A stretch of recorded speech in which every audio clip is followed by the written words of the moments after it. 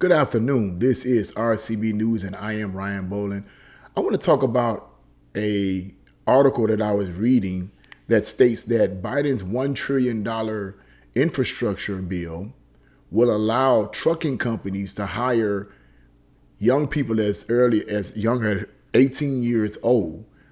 And I'm going to read a portion of that article, and then when I'm finished reading that article, then I'm going to give my opinion on what I think this is all about. Okay? And the article is entitled, "The Infrastructure Bill Will Put Teenage Truckers on U.S. Roads."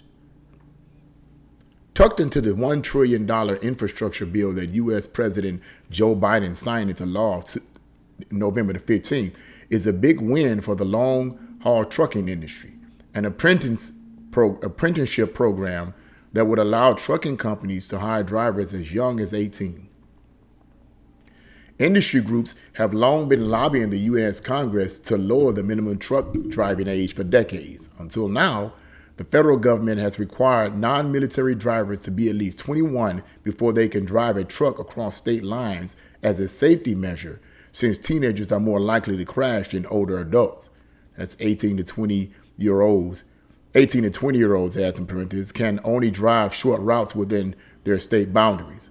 But groups like the American Trucking Association, which represents big U.S. trucking companies, now pay attention to that term, big U.S. trucking companies, have long argued that putting 18-year-olds behind the wheel of long-haul trucks would help the industry recover from a long-standing driver shortage.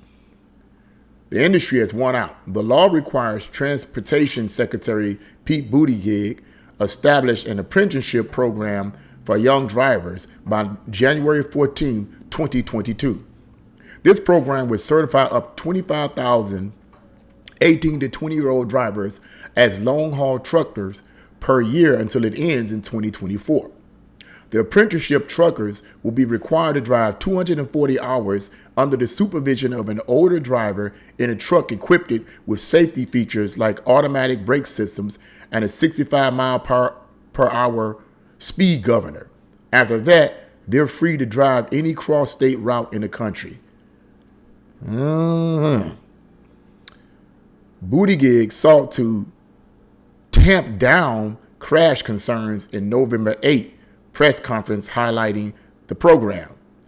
Quote, "We want as many people to be qualified drivers as possible, but never at the expense of safety," end quote, he said. Those who oppose lowering the minimum trucking driving age, including the Owner-Operated Independent Drivers Association, which represents independent drivers and small trucking companies, you already probably know what I'm about to say about that, often bring up safety concerns. "The younger you are, the more you crash," said Norita Taylor, an OOIDA spokesperson. Research generally supports that argument.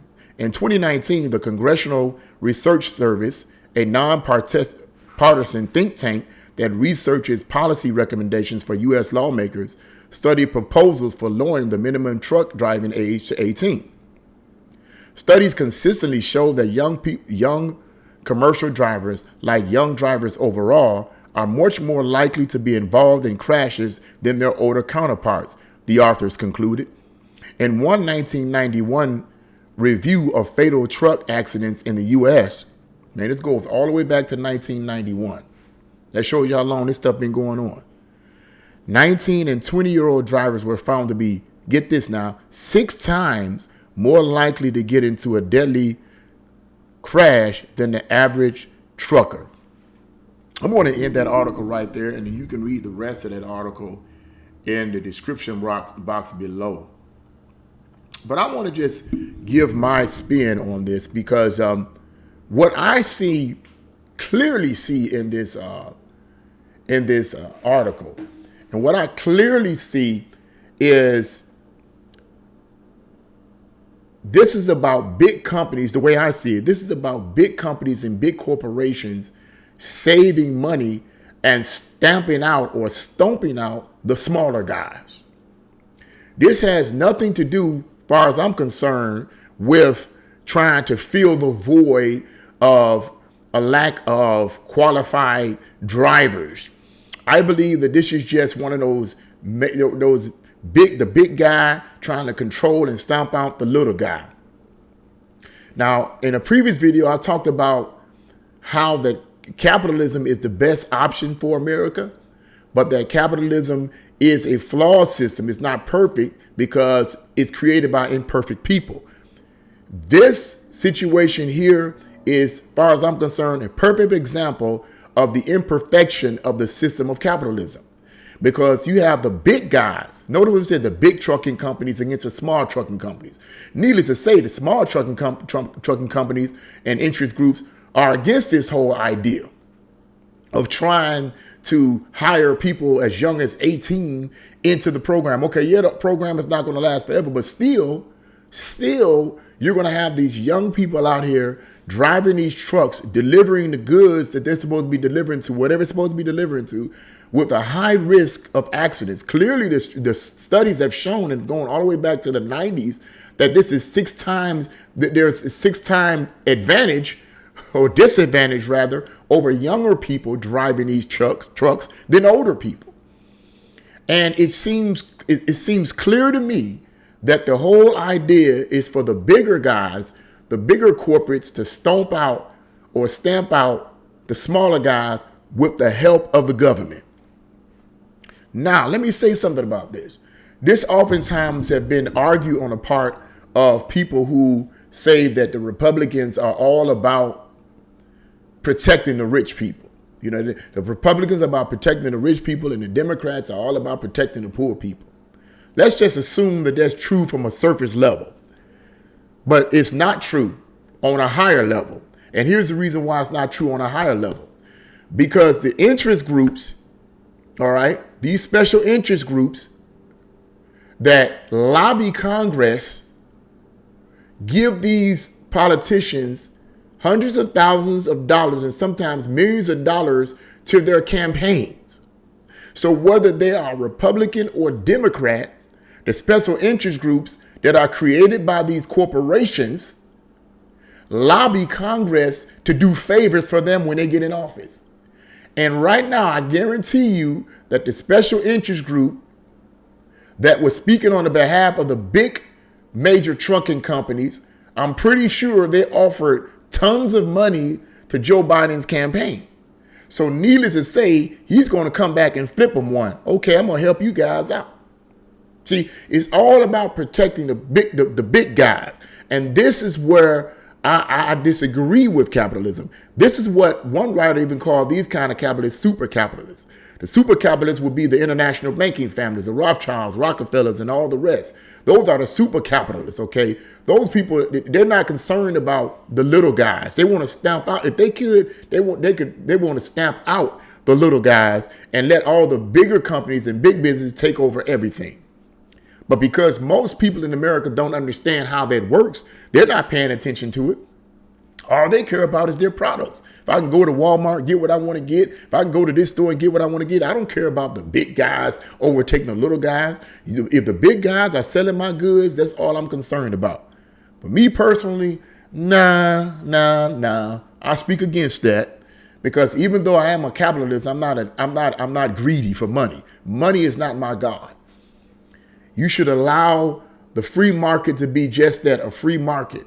And when you have these big corporations and big companies trying to swallow up the smaller guys, it kills up the market. That's not a fair market advantage. And I disagree with that. Now, you could say it's competitive, but how can you compete with someone who has 1,000,001 stores, so to speak, all over the country and all over the world, and you have a little small mom and pop store, a convenience store on the corner of 128th and Union, whatever you live. I mean, you can't compete with them. You can only offer the customers what little stuff that you have to offer them that maybe the bigger guys are not offering them. And see, here's the thing about this. And see, people holler about, well, like I said before, people holler about, well, the Republicans are always trying to protect the rich people. Well, so are the Democrats. The Democratic politicians are doing the same thing, because these same companies and corporations finance their campaign, the Democrats' campaigns, just like they finance the Republicans' campaigns. So it's all controlled by the bigger guys.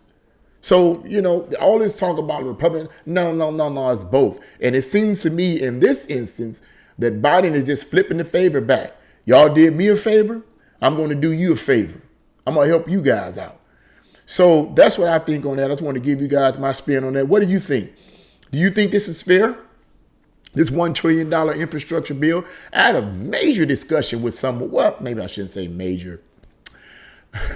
But it was a informative discussion that I had with someone on Facebook in reference to the same thing about the infrastructure bill.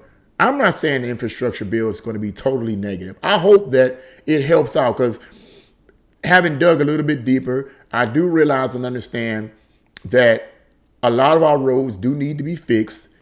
And a lot of these things that deal with our infrastructure do need to be fixed. But what I was telling him on Facebook, I was saying to this guy, I wrote to him, I says, I don't trust it coming from the Biden administration. I just feel funny about it.